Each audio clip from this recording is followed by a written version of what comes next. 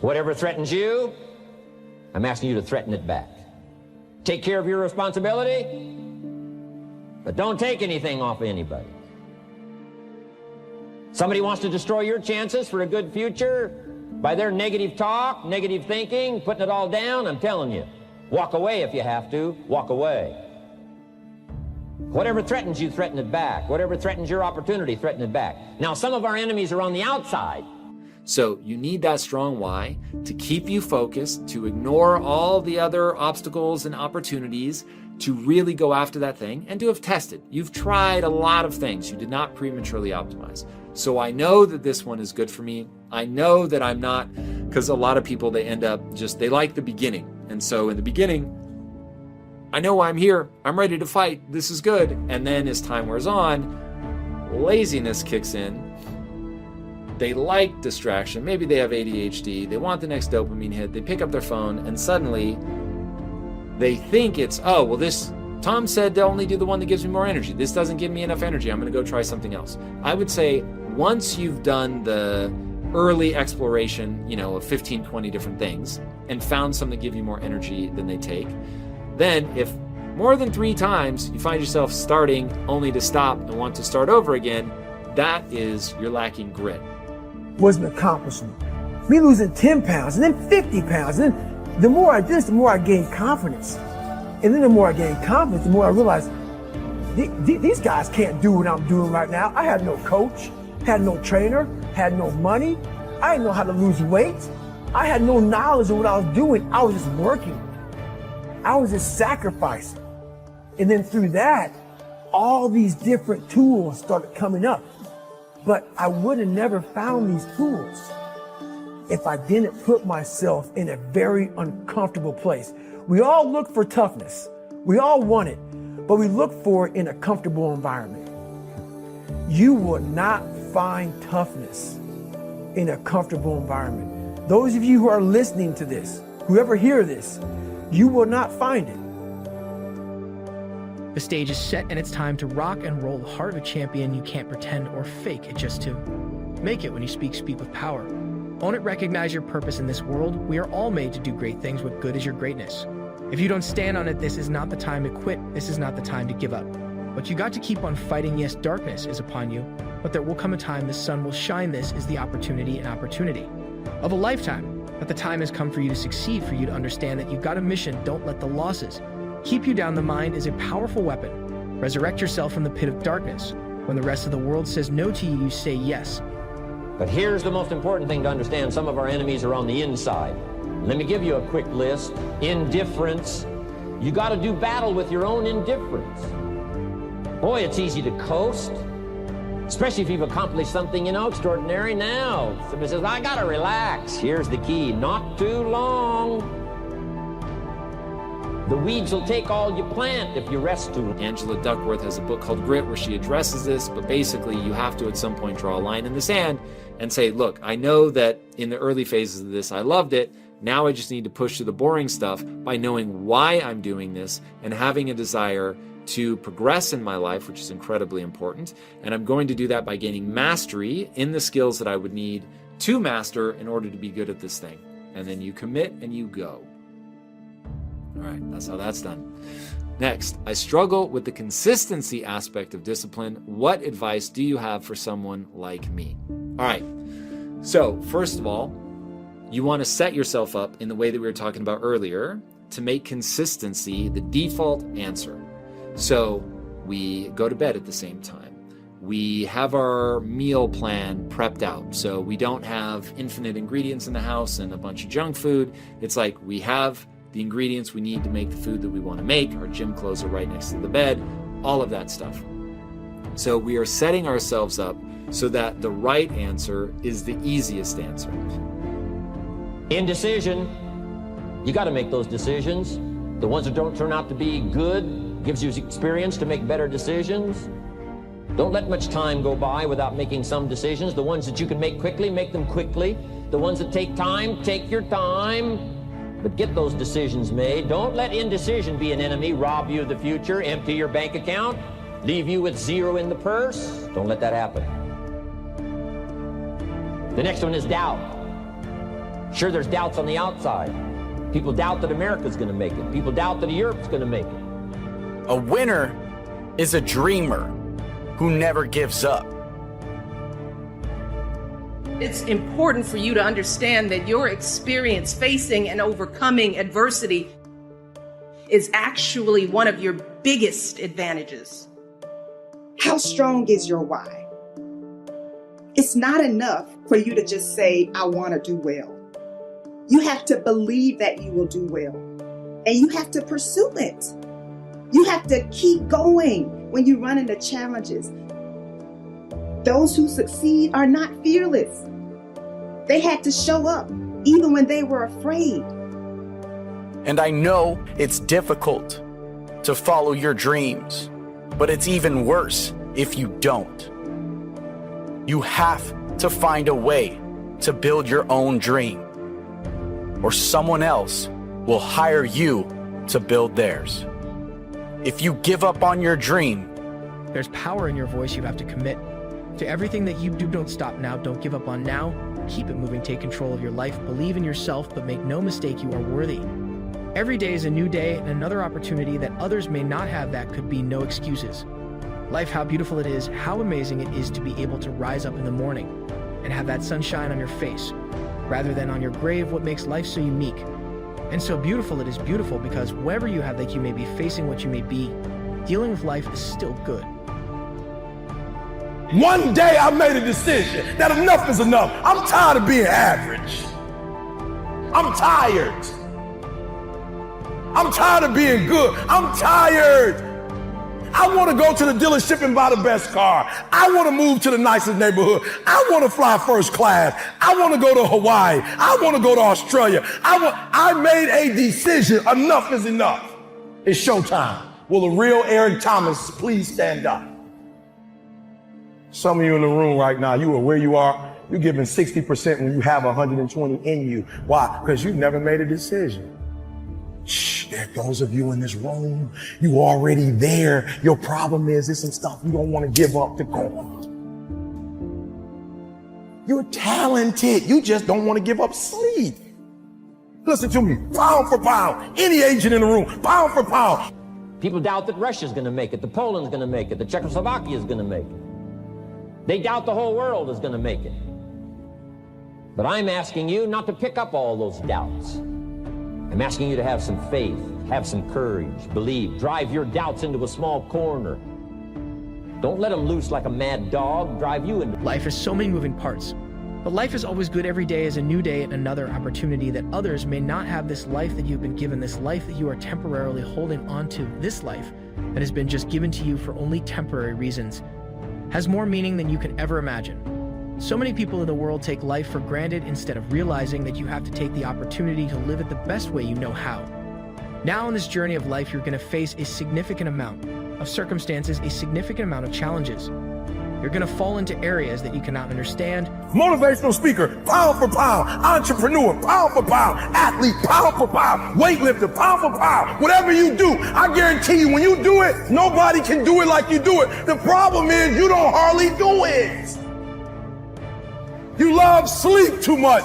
You love that alcohol too much. You love that substance too much. You love that vice too much. There's something that you love more than yourself, than your dreams, than your goals. Watch what happens when you have a goal that only has 2 reasons. See how long that lasts. Watch a goal that has 50 reasons and see how...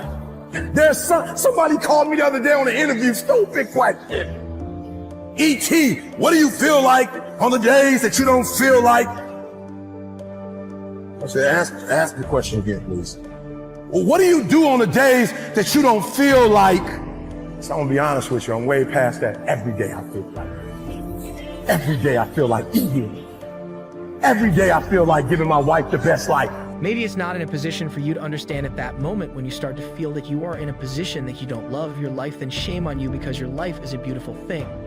And no one deserves to ruin it. No one deserves to control it. No one deserves to steal your joy. Your life is your life, and you have the right to live it the best way you can. You must discipline yourself and take full control and responsibility for the outcome, or whatever it is that you are seeking at this moment. There are going to be times that you will see something that is standing right before you, and you may not even believe that it's a reality.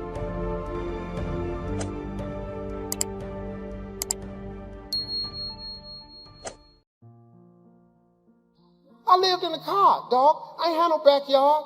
I ain't had no TV. I ain't had no phone. I ain't got no bathroom. I ain't got no sink. I ask God every day, could I be rich?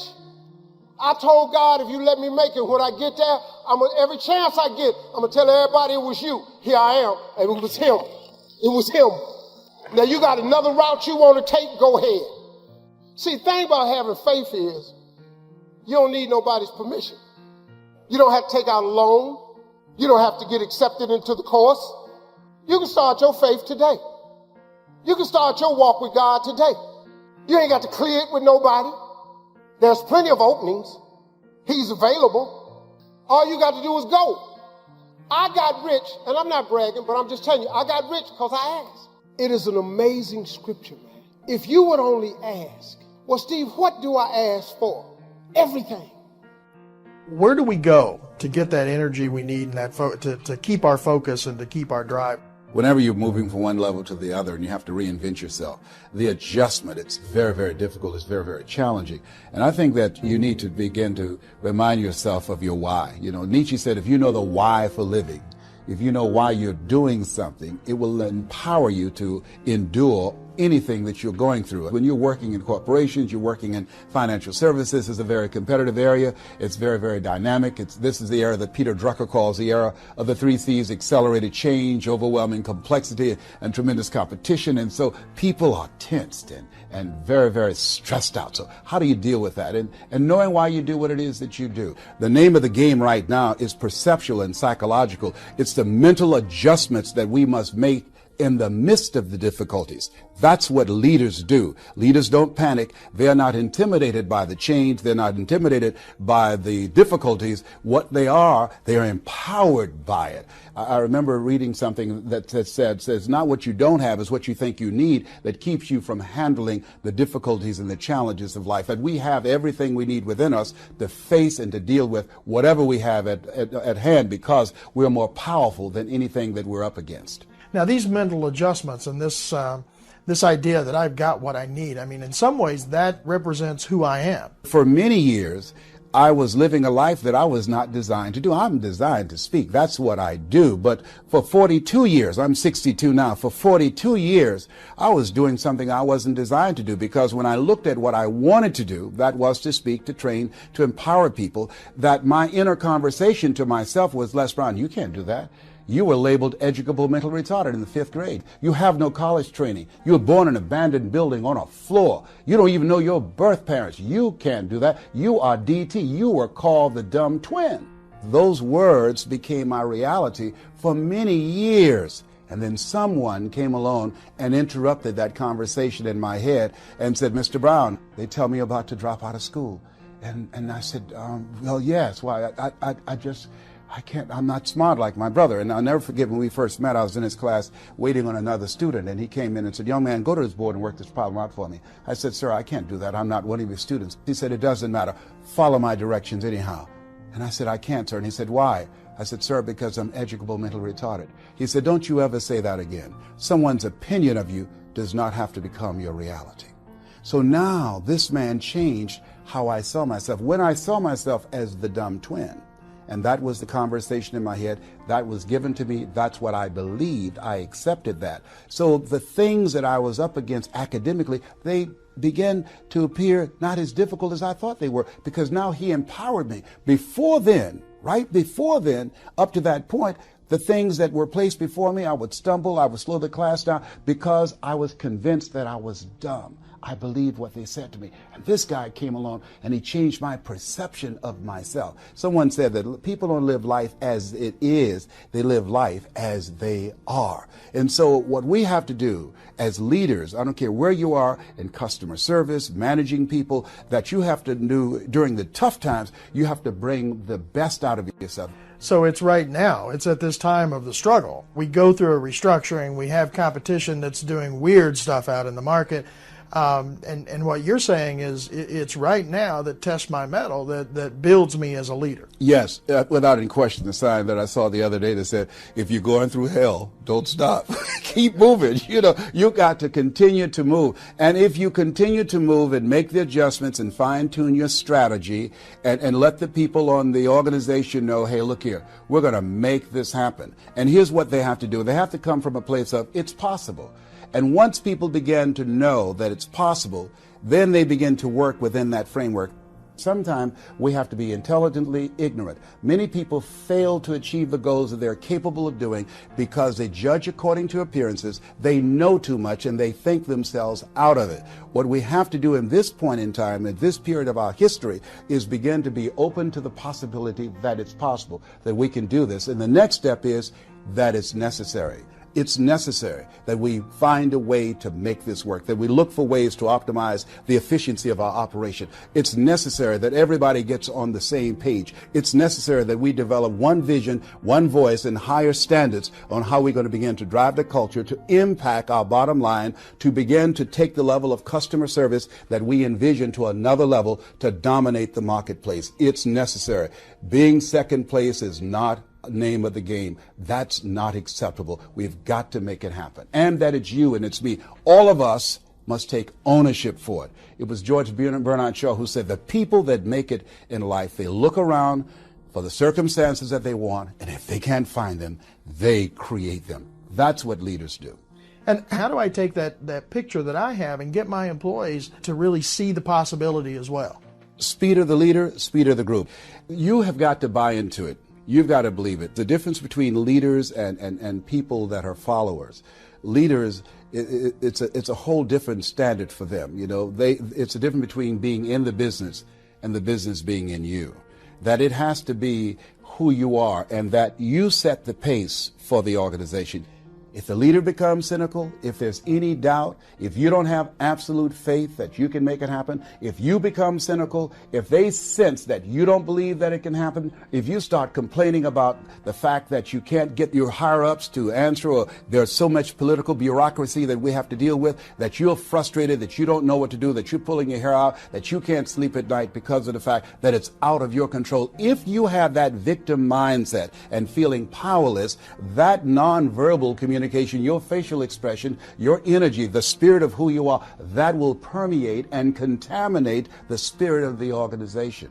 Many leaders, their effectiveness with their people, their impact, their influence begins to diminish because they don't take the time to sharpen their minds, to build their faith, to build their skills, to empower and increase their confidence in themselves. So part of what we have to do, all leaders, you have to take time to pour into yourself, and you've got to also reach out. You've got to have a board of advisors, and it's your support committee that will give you a home court advantage. More teams win at home than they do on the road. 87%. Why? Because they have people cheering for them. I think that all leaders should have people around them, their group, their mastermind group, that will help to pour into them. There's safety and counsel that they can talk to. One of the things I always tell leaders is that ask for help, not because you're weak, but because you want to remain strong.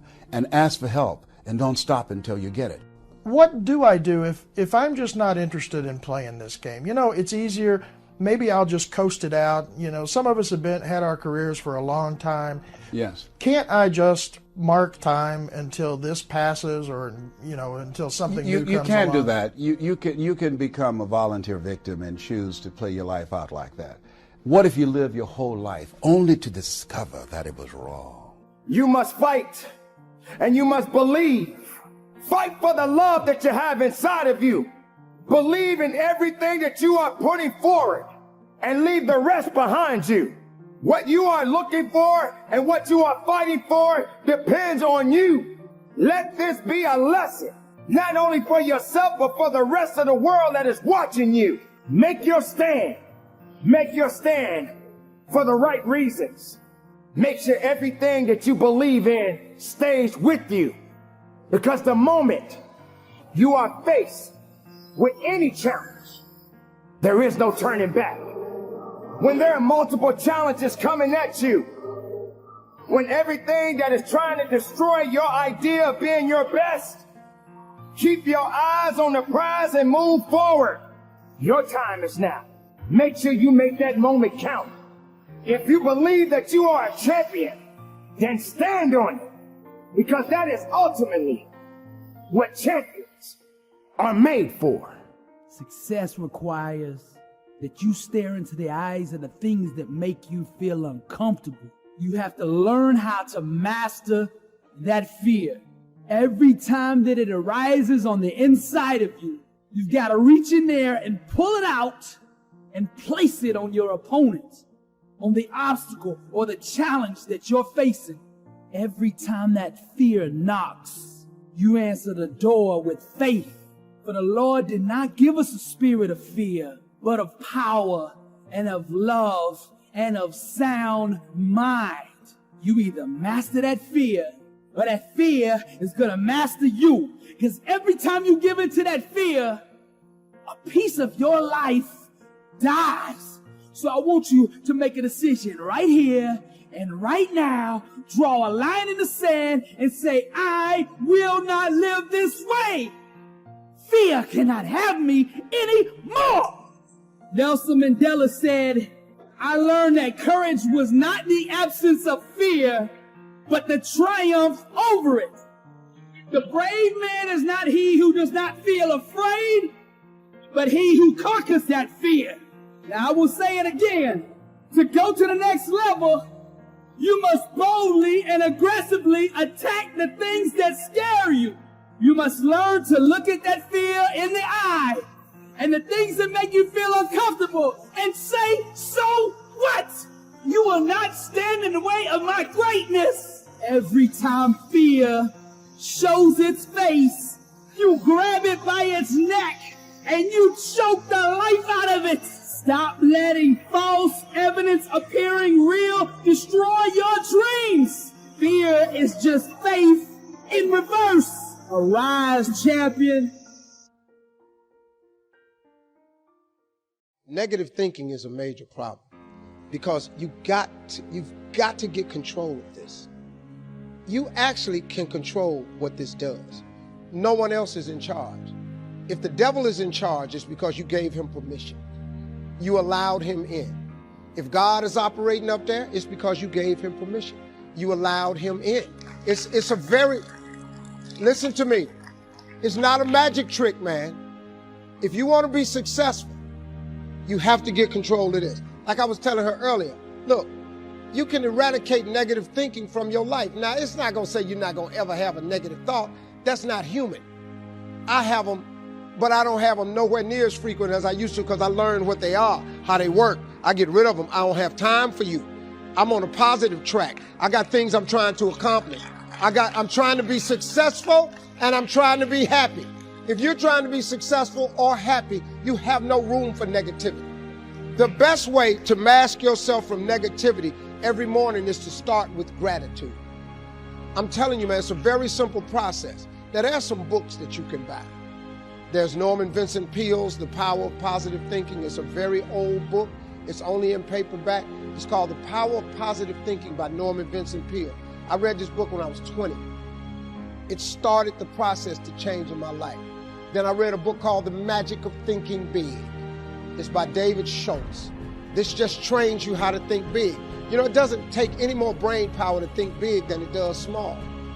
Big thinking gets rid of negativity. Dreams and visions gets rid of negativity. But you got to remember, man, that you operate. When you pray, God ain't the only one here to pray. The devil is listening to you. So his job is to dissuade you. His job is to keep you off track. Devil ain't got but one job. He don't want you to be successful. He don't want you to discover your dreams. He don't want you talking to God. So he get busy. He get busy. He busy, man. He send people your way all the time. He all over the internet. He all over social media. The devil got imps. He got people work for him all the time. All they do is just do what he say. Say something funky about her. Yeah. But you can control this part. Now, what you cannot do is bury yourself by using your success compared to other people. See, because here's the danger. Let me teach you this. Success is not how far you got. Because see, you're going to be disappointed all the time. Because somebody always further than you. So now you'll forever be disappointed. Success ain't how far you got. Success is how far you got from where you started. That's your success. That's yours. You can be successful, but if you constantly looking at somebody else, if I look at Oprah money, I start feeling bad about me. Because I ain't got Oprah money, man. Oprah got $1 billion. I don't have nowhere near no $1 billion. But you mean to tell me that I ain't smart enough to go? That daily you have to prime yourself.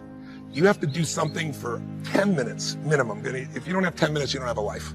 And ooh, that's so good. I mean, I just like, you gotta do it, right? That's good. If you don't have 10 minutes, you don't have a life to give to priming yourself. That's right. You And if you want a prime life, you want a beautiful life, a beautiful family. Oh, I love that you But say I do that. this first time I wake up in the morning. Yeah. People always ask me, how are you so up all the time? But part of it is I attend all these seminars. I teach all this.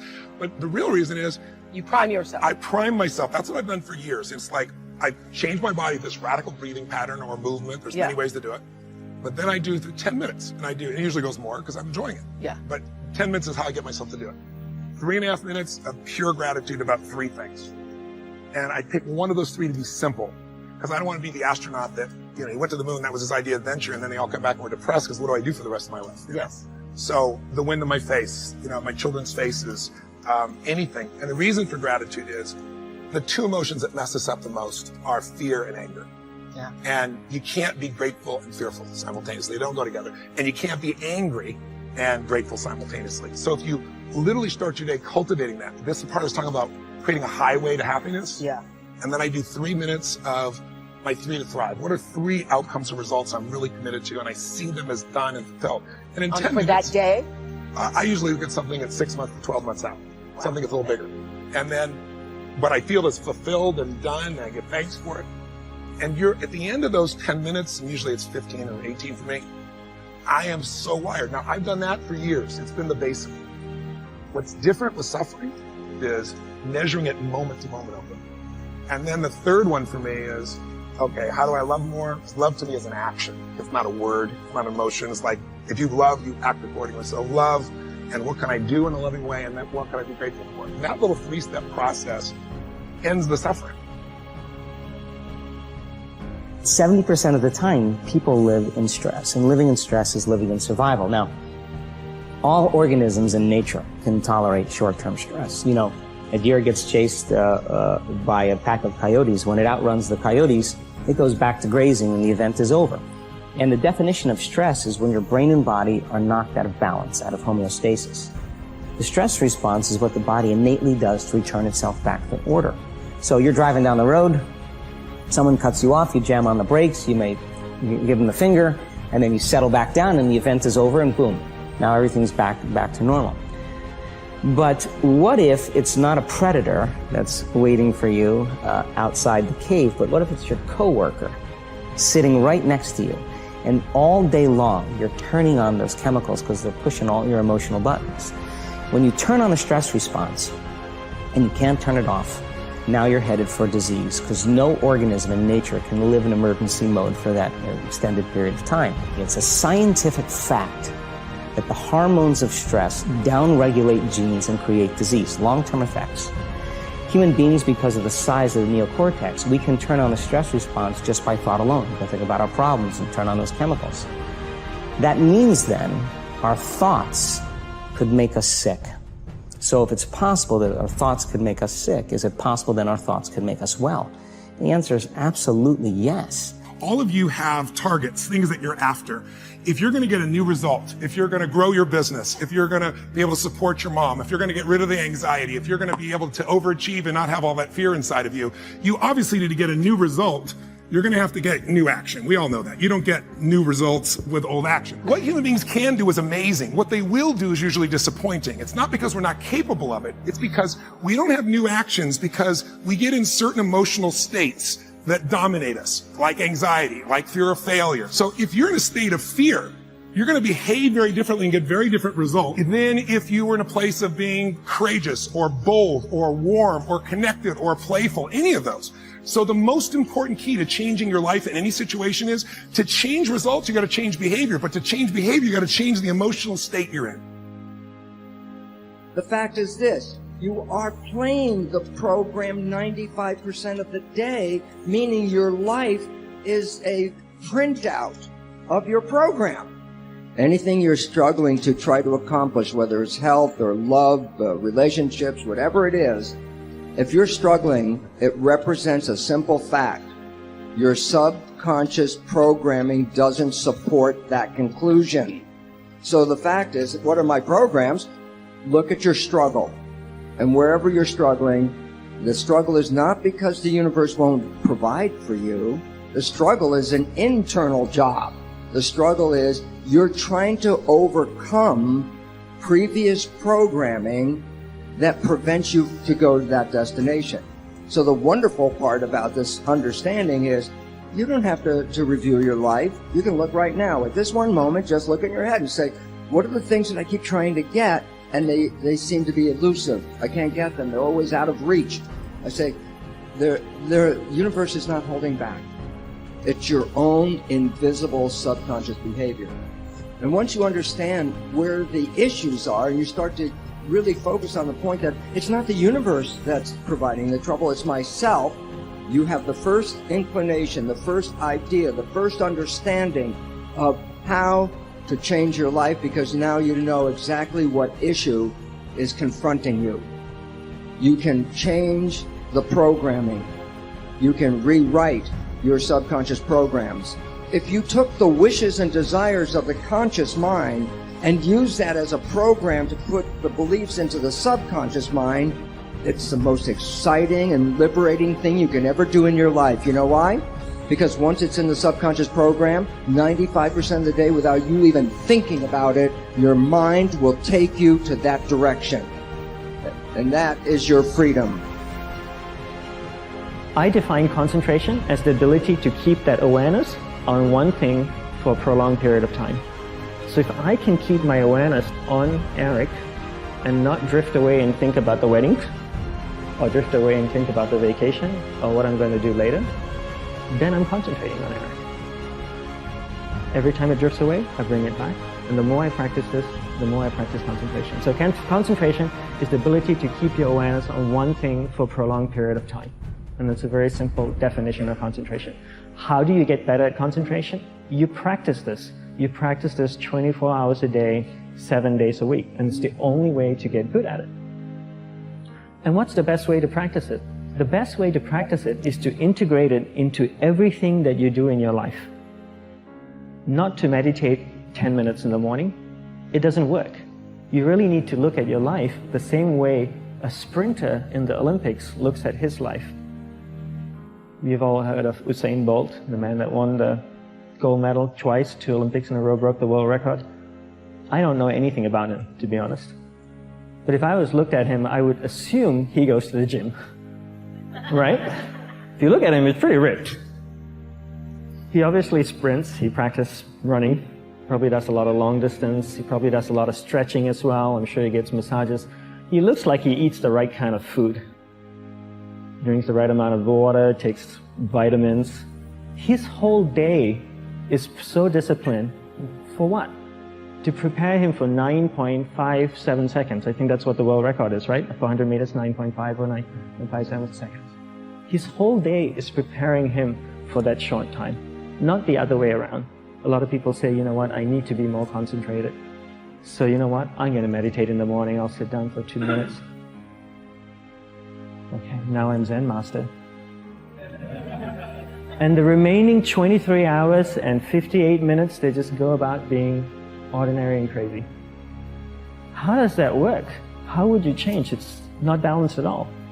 So if for 23 hours and 58 minutes you are not being concentrated, you allowed your awareness to jump from one thing in your mind to another thing, to another thing, to another thing, to another thing, in an uncontrolled way, what would you be good at? The best way to do it is pick a few opportunities in your everyday life. For example, we all speak with people. When I speak with somebody, I give them my undivided attention. I keep my awareness on them, and the conversation is really brief. Why? Because we're concentrated. We're not being distracted. A 10-minute conversation normally just takes 3 minutes because you're just so focused.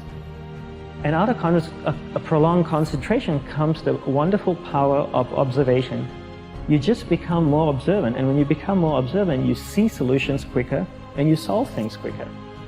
And it's a wonderful, powerful feeling when somebody is concentrated on you and not being distracted. The only way to break a habit, you guys, is not to deal with the triggers. You're never going to get rid of the stress in your life, but you can 100% change your pattern of avoiding work. It's this fear of discomfort.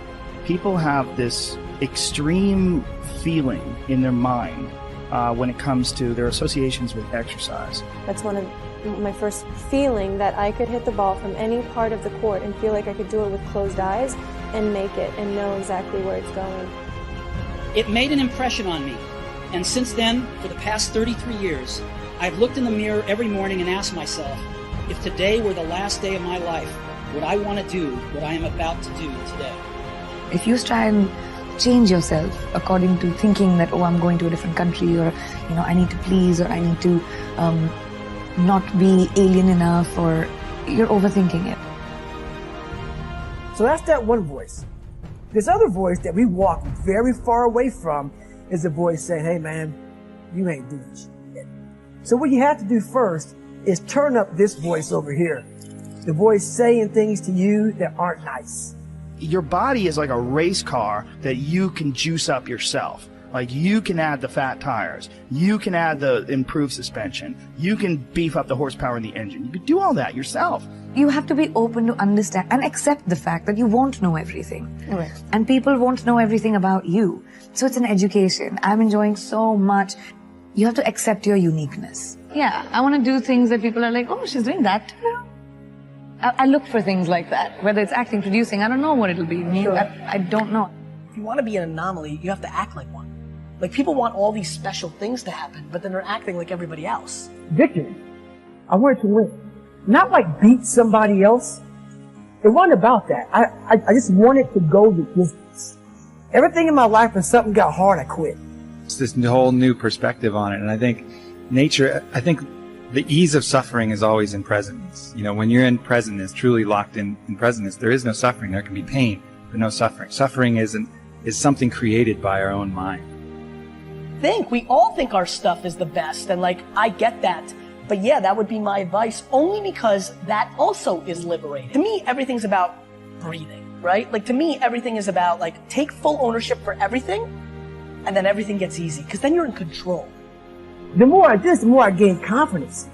And then the more I gained confidence, the more I realized I was just sacrificing. And then through that, all these different tools started coming up. But I would have never found these tools if I didn't put myself in a very uncomfortable place.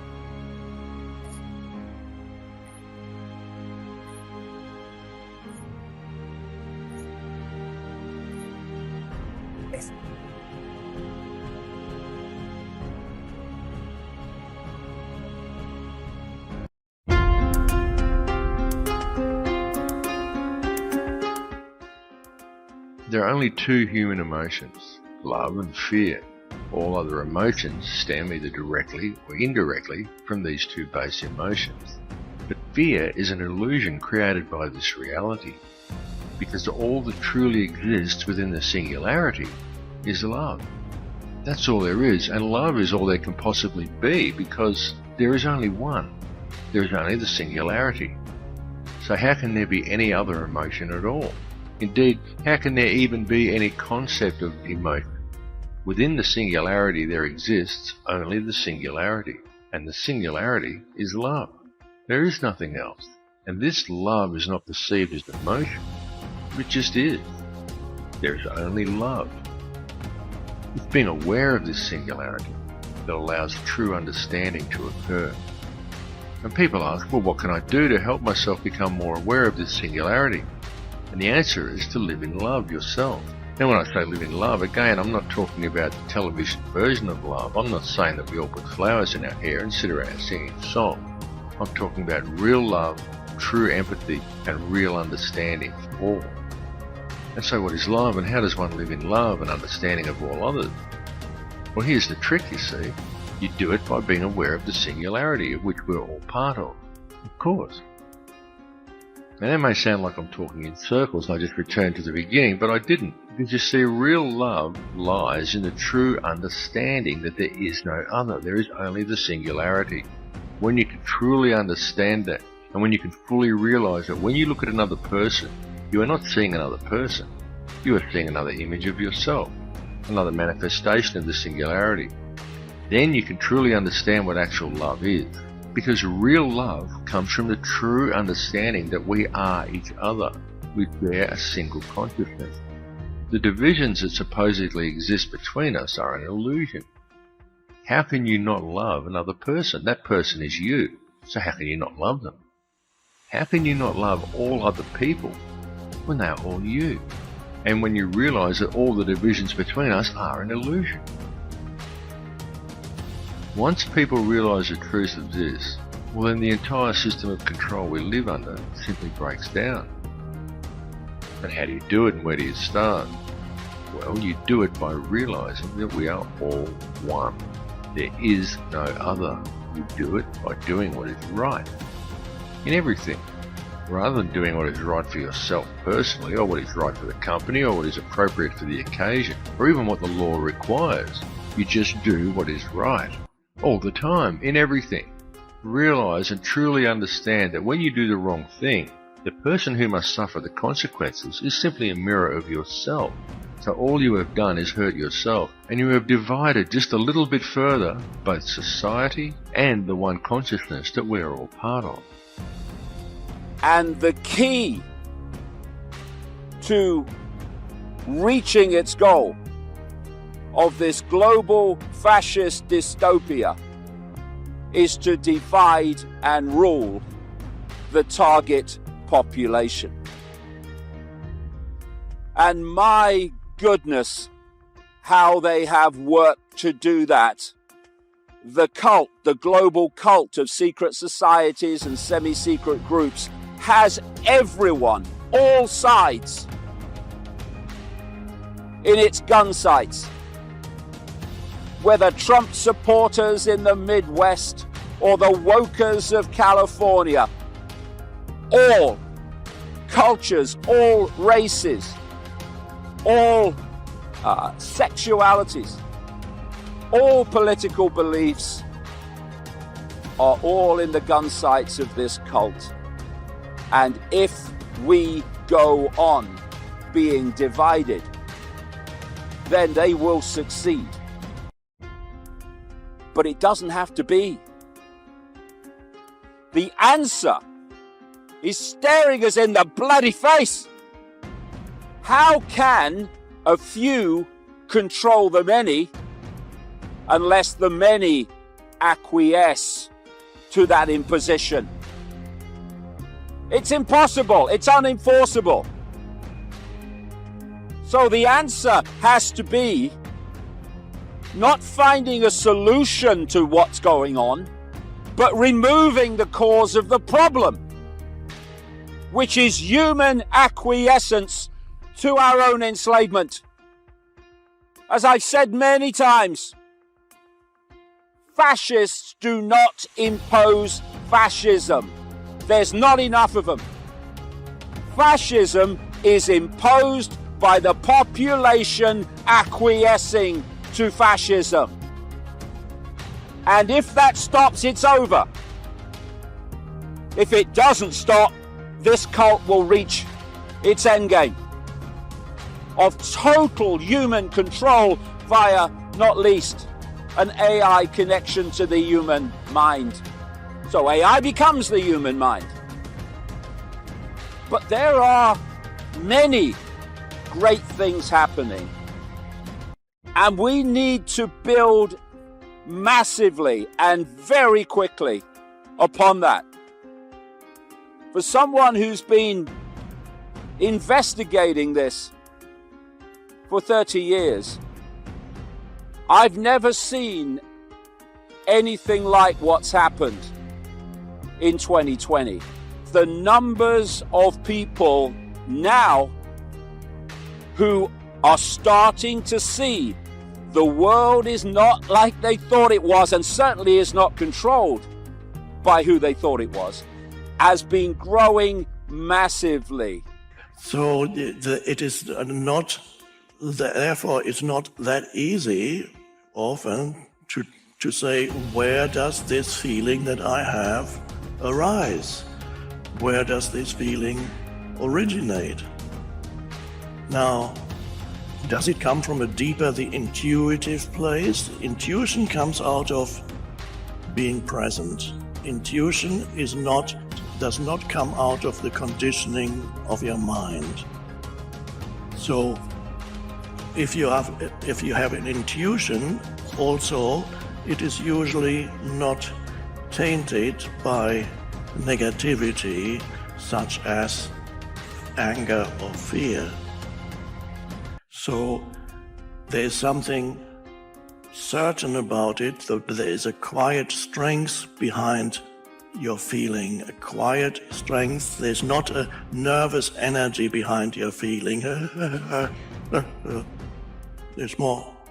You just know this is right. You may not be able to explain to yourself or others why. It has a different quality. There's a peaceful quality to it. Now, let's just imagine, to come back to the story that happened with this young woman. Of course, it could have been that theoretically I could have been a psycho and actually could not be trusted not to kill her. Theoretically, that's possible.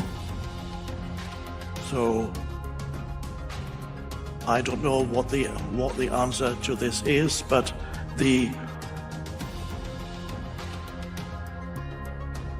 I know from my own life, whenever there is a deep realization of what the right course of action is, it is always, there's a peace with it. And even if there's a psycho there, you know